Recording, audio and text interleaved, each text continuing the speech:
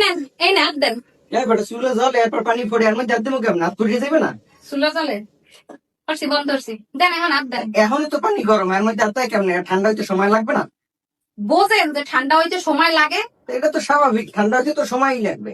যে সময় কাজে হয়, যে সময় আমার লাগে ঝগড়া হয়, এই সময় বুঝবেন না যে মেজাজটা গরম ফুটতে আছে, এই মেজাজটা ঠান্ডা হইতে একটু সময় দেওয়া লাগবে আমার, এটা মাথায় ধরে না? তো করবো কি আমি?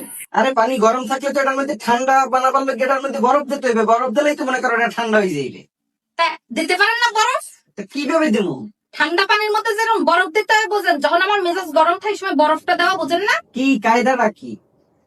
আমার শপিং এ লইয়ে যাইবেন, আমি যা যা খাইতে পছন্দ করি বার্গার পিৎজা হেই আমারে খাওয়াইবেন, আমার এটা ওটা কিনে দেবেন, আমার এখন ঘুরতে লই যাবেন, আমার বান্ধবীর স্বামীরা হাগুজা কিনে দেয় এই কিনে দেবেন। এইটারে কইলে যে মেজাজ গরম থাকতে এগুলোর বলে বরফ কুচি।